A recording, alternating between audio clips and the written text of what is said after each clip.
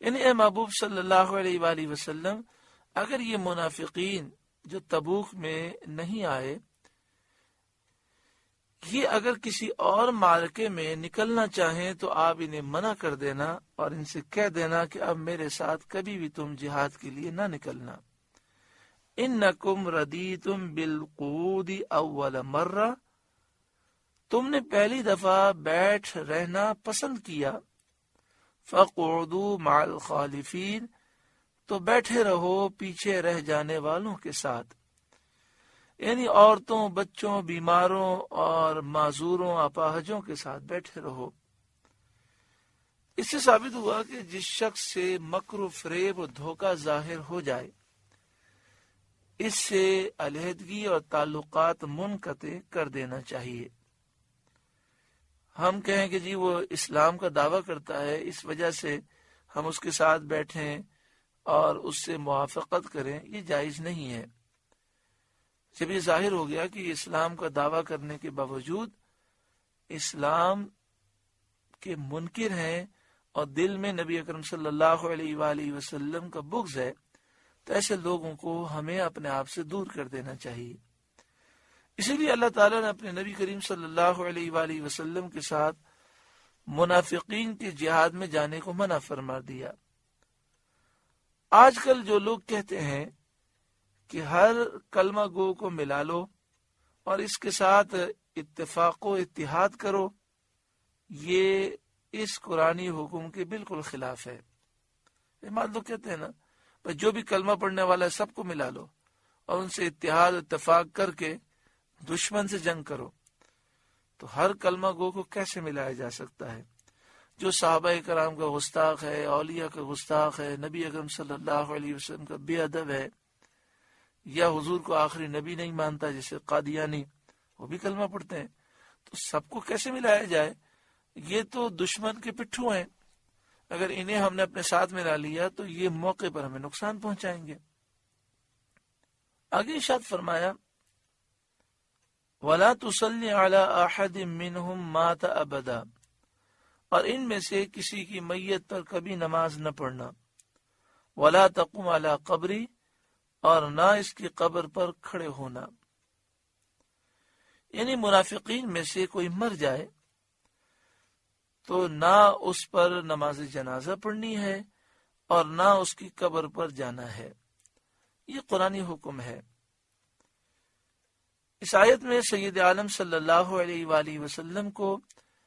منافقین کے جنازے کی نماز اور ان کے دفن میں شرکت کرنے سے منع فرمایا گیا۔ اس آیت سے ثابت ہوا کہ کافر اور منافق کے جنازے کی نماز کسی صورت میں جائز نہیں، اور کافر کی قبر پر دفن اور زیارت کے لیے کھڑا ہونا بھی منع ہے۔ آگے فرمایا، انہم کفروا باللہ ورسولہ، بے شک وہ اللہ اور اس کے رسول سے منکر ہوئے، انہوں نے اللہ اور اس کے رسول کا انکار کیا، وَمَاتُوا وَهُمْ فَاسِقُونَ، اور فسق ہی میں مر گئے۔ یہاں فسق سے مراد ہے کفر، کہ کفر میں زندہ رہے اور کفر ہی میں مرے۔ قرآن مجید میں اور بھی کئی جگہ پر فسق کفر کے معنی میں استعمال ہوا، جیسے افمن کان مؤمنا کمن کان فاسقا، کیا جو مومن ہے کیا وہ فاسق کی طرح ہو سکتا ہے؟ یہاں فاسق سے مراد کافر ہے۔ ہاں، اگر فاسق کے متعلق کوئی سوال کرے اور فاسق کا مطلب لے گناہگار، تو مسلمان ہو چاہے جتنا بھی گناہگار ہو، نماز جنازہ اس کی پڑھنی جائز ہے، اس پر صحابہ و تابعین کا اجماع ہے، اور اس پر علماء صالحین کا عمل ہے،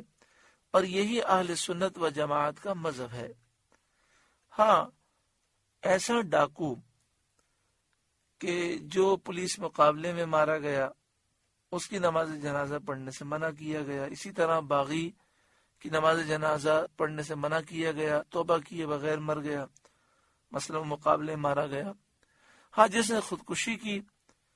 تو اس کی نماز جنازہ پڑھی جائے گی اور اس کے لیے مغفرت کی دعا بھی کی جائے گی۔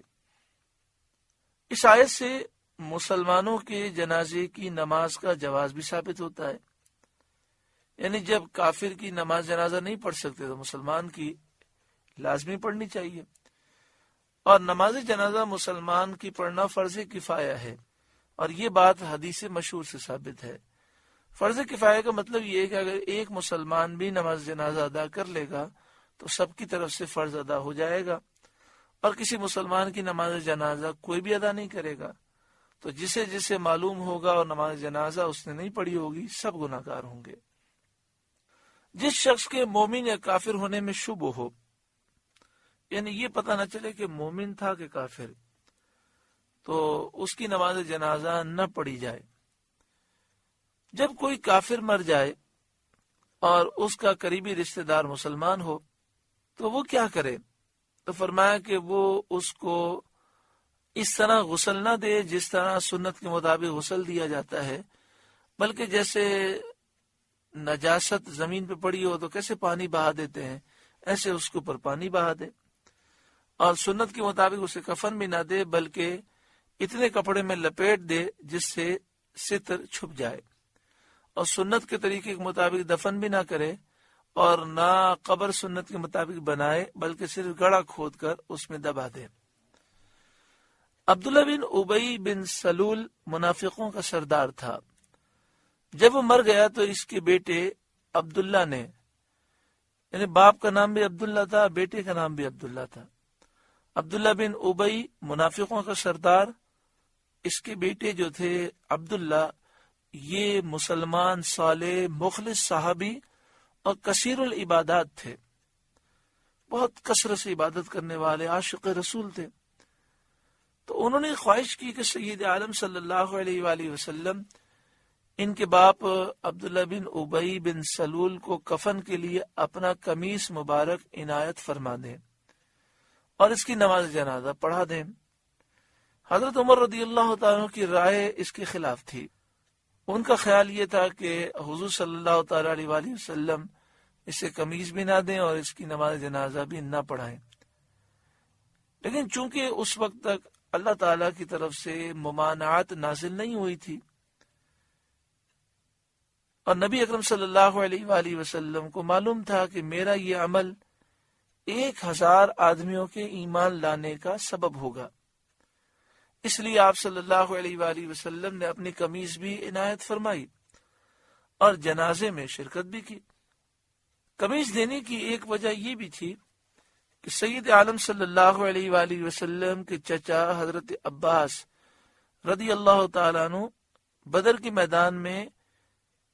کافروں کی طرف سے آئے تھے، اور پھر وہ جس طرح دیگر کافر قیدی ہوئے تھے وہ بھی قید میں آ گئے تھے، تو ان کے اوپر کرتا نہیں تھا، تو عبداللہ بن ابی نے اپنا کرتا انہیں پہنایا تھا۔ نبی اکرم صلی اللہ علیہ وآلہ وسلم کو اس کا بدلہ دینا بھی منظور تھا، اس پر یہ آیت نازل ہوئی۔ اور اس کے بعد پھر کبھی سید عالم صلی اللہ علیہ وآلہ وسلم نے کسی منافق کے جنازے میں شرکت نہ فرمائی اور صحابہ کرام نے بھی کبھی شرکت نہ فرمائی۔ حضور صلی اللہ علیہ وآلہ وسلم کی وہ مصلحت بھی پوری ہوئی، چنانچہ جب منافقین نے دیکھا کہ ایسا شخص جو نبی اکرم صلی اللہ علیہ وآلہ وسلم سے شدید نفرت رکھتا تھا اور جو ہمیں حضور کی برائیاں سکھاتا تھا، ہمارے دل میں بغض پیدا کرنے کی کوشش کرتا تھا، وہ بھی یہ بات جانتا تھا کہ یہ سچے نبی و رسول ہیں اور ان کے کرتے سے برکت حاصل کرنے سے فائدہ ہوگا، تو انہوں نے جان لیا کہ یہ ہمیں جھوٹ بولتا تھا، اس کا دل یہ سمجھتا تھا کہ یہ سچے نبی اور رسول ہیں۔ انہوں نے جب یہ دیکھا کہ اس نے یہ کہا تھا کہ حضور کا کرتا مجھے پہنایا جائے، تو وہ سمجھ گئے آپ اللہ کے حبیب ہیں اور اس کے سچے رسول ہیں۔ یہ سوچ کر عبداللہ بن ابی کی جماعت کے 1000 منافقین نے سچے دل سے توبہ کی اور وہ مسلمان ہو گئے۔ آپ سے گزارش ہے کہ قرآن کے اس پیغام کو آگے پہنچا کر ثواب جاریہ حاصل کریں۔